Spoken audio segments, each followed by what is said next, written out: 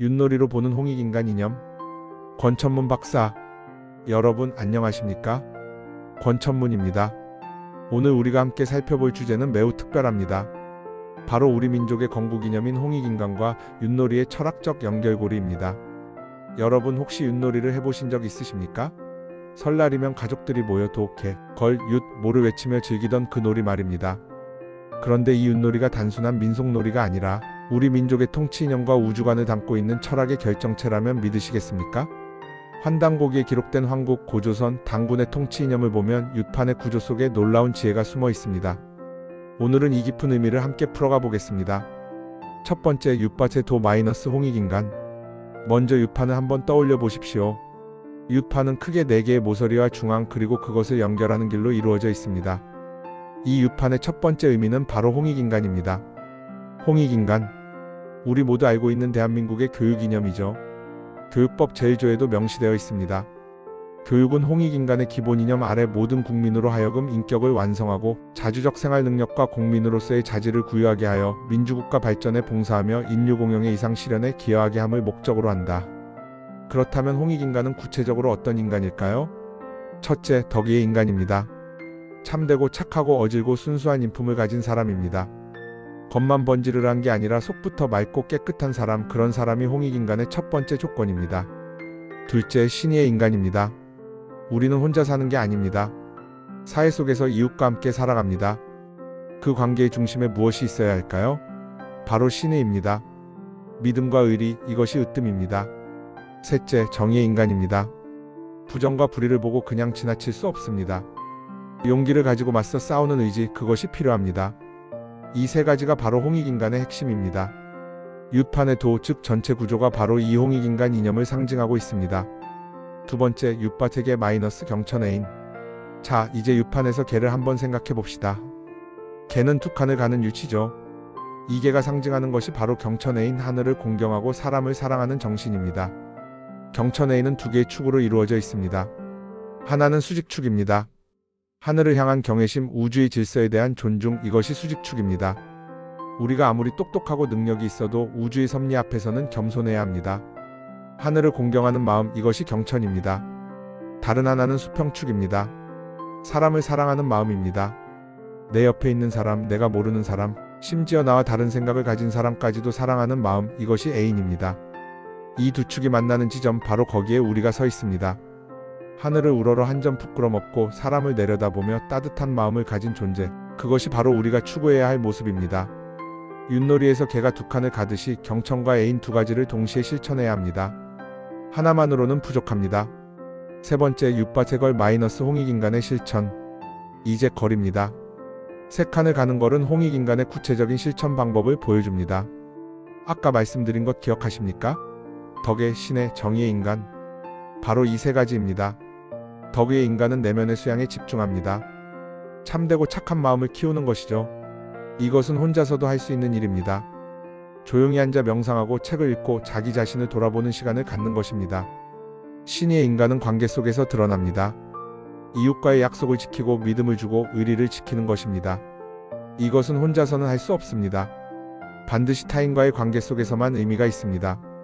정의의 인간은 사회적 실천을 요구합니다. 부정을 보고 침묵하지 않고 불의에 맞서 목소리를 내는 것입니다. 이것은 때로는 용기가 필요하고 때로는 희생이 따릅니다. 이 세 가지가 조화를 이룰 때 비로소 진정한 홍익인간이 완성됩니다. 거리 세 칸을 가듯이 이 세 가지를 모두 갖춰야 합니다. 네 번째, 윷밭의 윷 마이너스 제세이화. 네 칸을 가는 윷은 제세이화를 상징합니다. 제세이화, 세상에 있으면서 세상을 다스리고 교화한다는 뜻입니다. 제세이화는 두 가지 의미로 해석됩니다. 첫째는 실천적 의미입니다. 경천과 인하, 하늘을 공경하고 사람과 화합하는 이 두 가지 진리로서 세상을 다스리라는 것입니다. 그리고 하나님의 진리를 세상에 전하라는 것입니다. 우리가 깨달은 진리를 혼자만 간직하지 말고 세상과 나누라는 의미입니다. 둘째는 태도적 의미입니다. 하나님을 공경하고 사람을 사랑하며 하늘에 경배하고 땅에 감사하는 것입니다. 위로는 하늘을 섬기고 아래로는 땅의 은혜에 감사하고 옆으로는 사람을 사랑하는 3차원적 태도입니다. 생각해 보십시오. 우리가 매일 먹는 쌀 한 톨, 물 한 모금이 어디서 왔습니까? 하늘의 햇빛과 비, 땅의 양분, 농부의 수고가 모두 합쳐진 결과입니다. 이 모든 것에 감사하는 마음, 그것이 바로 제세이화의 정신입니다. 유치 4칸을 가며 윷판의 한 바퀴를 거의 완성하듯이 제세이화는 우리의 삶 전체를 아우르는 철학입니다. 5번째, 윷밭의 모-1의화행. 마지막으로 모입니다. 5칸을 가는 모, 윷판에서 가장 많이 가는 모는 1의화행을 상징합니다. 1의화행, 하나의 뜻으로 행동을 교화한다는 의미입니다. 신행, 즉 믿음과 실천의 중심은 무엇일까요? 바로 인간 완성입니다. 우리 민족 선조들의 위대한 철학 사상을 되살려 우리의 본래성을 회복하는 것, 그것이 1의화행의 목표입니다. 구체적으로 3가지를 회복해야 합니다. 첫째, 주체성입니다. 나는 누구인가? 우리는 어떤 민족인가? 이 질문에 명확하게 답할 수 있어야 합니다. 남의 것을 흉내내는 것이 아니라 우리 것을 당당하게 세우는 것입니다. 둘째, 공존성입니다. 혼자서는 살 수 없습니다. 더불어 살아가는 지혜, 함께 번영하는 방법을 알아야 합니다. 나만 잘 사는 것이 아니라 모두가 함께 잘 사는 세상을 만드는 것입니다.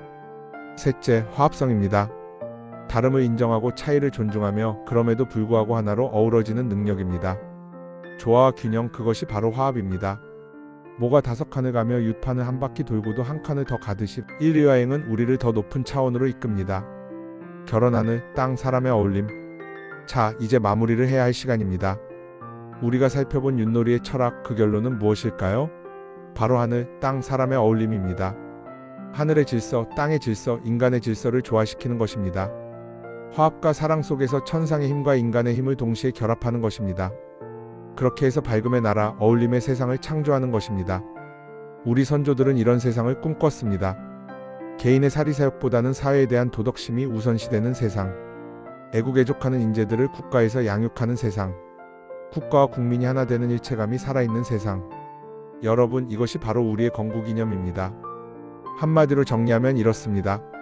온 우주 속에서 자연과 인간이 함께 어울려 사는 윷놀이, 윷판의 이치를 따른 열린 세상. 환웅께서 윷놀이를 통하여 통치 이념을 전파하고 국가를 다스리는 초석을 만들었다는 것, 이것은 단순한 전설이 아닙니다. 깊은 철학적 진리를 담고 있는 우리 민족의 지혜입니다. 마치며 여러분, 오늘 우리가 함께 살펴본 내용을 정리해 보겠습니다. 윷판에 도는 홍익인간을, 개는 경천애인을, 걸은 덕의 신의정의를, 윷은 제세이화를, 모는 1의화행을 상징합니다. 그리고 이 모든 것이 모여서 하늘과 땅과 사람이 어우러지는 세상을 만듭니다. 이제 여러분이 윷놀이를 하실 때 단순히 재미있는 놀이로만 보지 마십시오. 그 속에 담긴 우리 선조들의 깊은 철학을 느껴보십시오.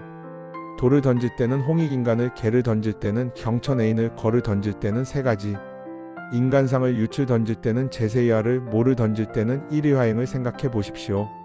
그러면 윷놀이가 단순한 놀이가 아니라 우리 민족의 정신을 되새기는 소중한 시간이 될 것입니다. 인공지능 시대를 살아가는 우리 시니어 여러분께도 이 메시지를 전하고 싶습니다. 새로운 기술을 배우는 것도 중요하지만 우리의 뿌리를 잊지 않는 것은 더욱 중요합니다. 홍익인간의 정신으로 인공지능을 활용한다면 그것은 단순한 기술이 아니라 세상을 이롭게 하는 도구가 될 것입니다. 오늘 강의를 마치겠습니다. 감사합니다.